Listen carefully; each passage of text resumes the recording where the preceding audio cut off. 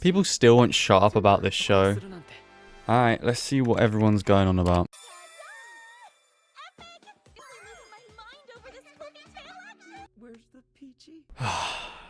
Alright, I'll watch it. Cue the montage.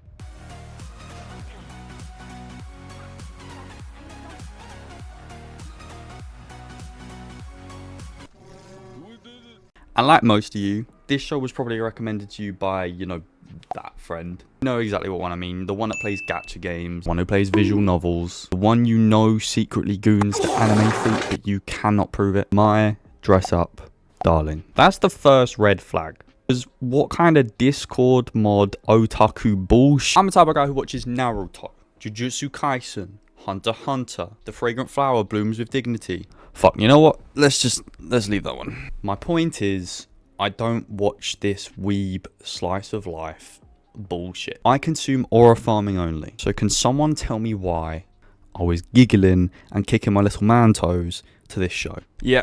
It's kind of peak.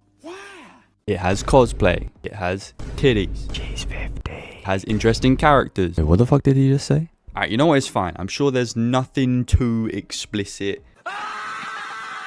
Did they put half the animation budget in this scene? So let's ignore the moral grey area and explore the less questionable parts of the show. What sucked me into this show? And to get to that, we got to start with Gojo. No, not that one. Wakana Gojo. To start with, Gojo's quite calm, reserved. He's also incredibly passionate and like a hard-working guy. So he's pretty uninteresting. Or maybe not uninteresting, but unremarkable. He's got a pretty grounded ambition, pretty normal goals, and he doesn't really dream big. There's no killing the Demon King, becoming world famous, making a 100 character harem. He's just a dude who wants to be slightly better than his grandpa, but in a respectful way. And then we have Marin, who is honestly the first curveball, because at first we think, right, standard popular girl whose main twist is going to be that she likes our loser main character. Gojo is not a loser, but you get my point. There's way more to Marin than we initially expect. She cares deeply about character and passion, which, to be honest, is nothing new in these kind of shows, because that's often the excuse they use to make the popular girl like the nerdy protagonist. But Marin's twist is different. Marin's twist is relatable. She's a fucking degenerate. She loves anime. She loves visual novels. She loves R-rated games. So much so her favourite corn character is on her body pillow that she sleeps with. She even celebrates its fucking birthday. And what is my opinion of that? Fucking based. But she's proud and she genuinely loves this stuff. And I think that's what carries the whole first part of the show. It's the main characters and their love for what they do. It's Gojo with his Hina dolls. It's Marin with her anime and corn. And then it's also Gojo's grandpa, because his love for his business and for, well, Gojo is also really integral in the first part of the show. Now, Gojo is the focus and is the journeyman of the story. But as I said earlier, Gojo is quiet, reserved, but passionate and hardworking.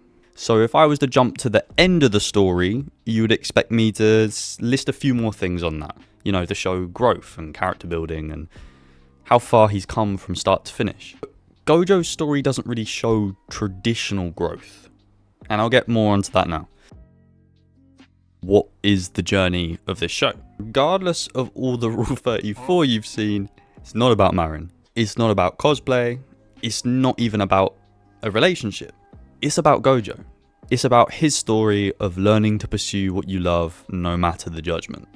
Because everything Gojo loves seems to have a massive price in his mind. He loves Hina dolls, but he can't tell anyone about that because it's a pretty unconventional thing to like nowadays. He loves cosplay, but he can't tell people because he's embarrassed that he knows how to sew and do makeup. He loves Marin, but he can't tell her because he's embarrassed that someone like her could even be with someone like him. Every single thing he loves, he feels he has to hide. And unfortunately to some of you, that is relatable. Now Marin's found her love, and she's really proud. She loves cosplay, unapologetically. She loves anime unapologetically. She loves her kind of sus inappropriate games unapologetically. And she even loves Gojo unapologetically. And the only reason she doesn't say it is just because of the fear of it not being reciprocated, which honestly I do get. But she never stops herself from showing it. Everyone can see it. Gojo's grandpa, all of Marin's friends, all the people who eventually call Gojo friends. Everyone sees Marin for who she is and what she loves. So her journey isn't really the focus. She does have one, but Marin's the goal, not the journey. The story is learning to love bravely like Marin. Gojo is us, Marin is who we want to be, yada yada yada. And what we see from Gojo isn't necessarily growth, but acceptance. This is a story about acceptance. So what was I expecting when I got into this show? I was kind of expecting some sloppy love story, maybe a cliche love triangle or borderline harem where nothing ever really happens. But we didn't get that. We got a love story, sure. As I said, the love story wasn't really the focus. It feels like it was more the byproduct of the story we're being told. They don't have to fall in love for Gojo to learn what he does. With how Gojo's mind works, it's kind of inevitable that he was going to fall for Marin. And it wasn't surprising when Marin fell for Gojo, because from episode 1, from her first few sentences in the show, Gojo is exactly the kind of person she describes that she would respect. So it doesn't feel like their relationship has the story written around it. It feels more like this is the story, these are characters we're going to follow, but they just happen to fall in love with each other. And yeah, watching their love develop may have been what I thought I would be sucked in by. But really, we kind of always know what's going to happen. Or at least we think we do. You know they're probably going to end up together. You know they're gradually going to fall in love. The show doesn't hide it. So what am I watching it for? Why am I even hooked? Earlier I said cosplay wasn't the focus of the show. And it wasn't. But using cosplay was a perfect way to convey the story of acceptance. Cosplay is not only scary to do, but it's something you feel very singled out doing.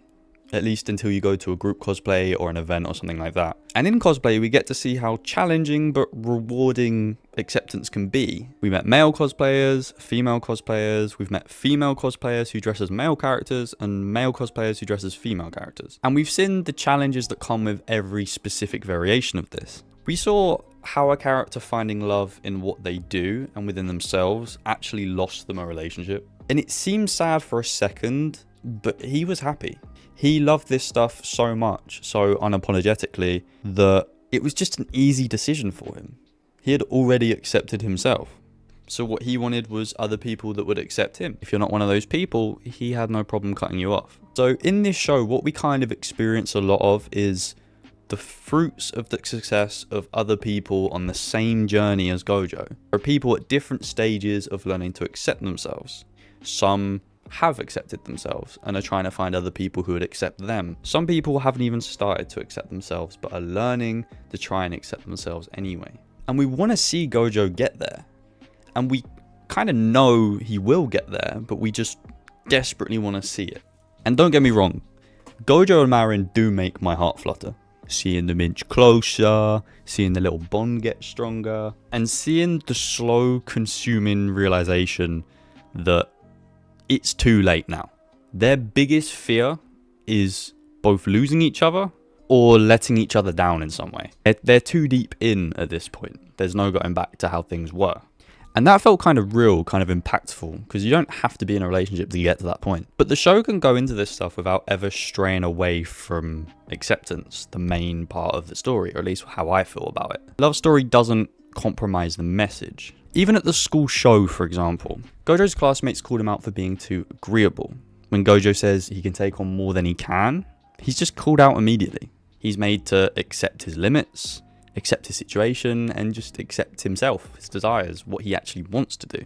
Which, to be honest, is probably the first real clue to Gojo that if he does accept himself, other people will as well. He's realizing that it's not that people didn't like him, it's that if you're insincere, they can't like you because you're not giving them a version of you to like. He's kind of realizing that the way he feels is his fault. Only now he was being called out. And to be honest, the choice of character to call him out, I think is really important.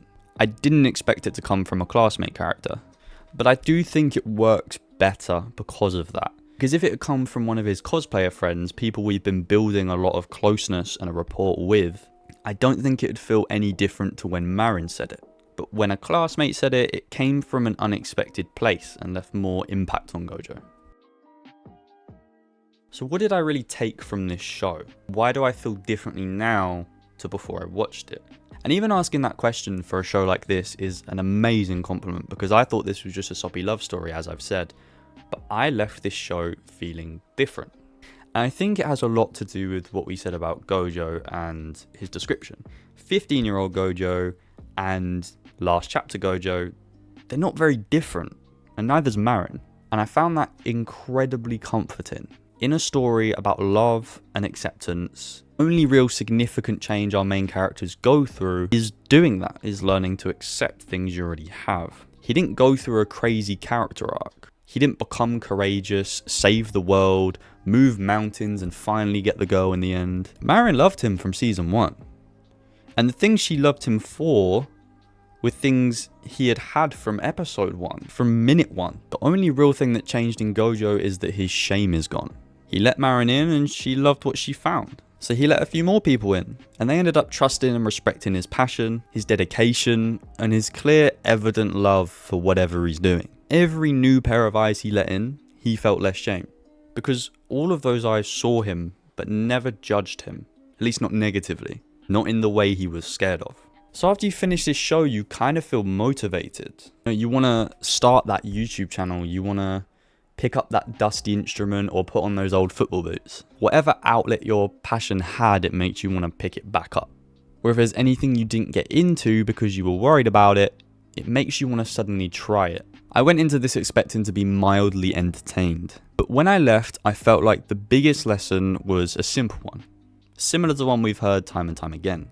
Don't judge a book by its cover as an oldie but a goodie. What this show taught us is maybe we shouldn't judge an anime by its title. Because if I did, and I wasn't peer pressured by my fuck ass friend, I would have never witnessed this beautiful story.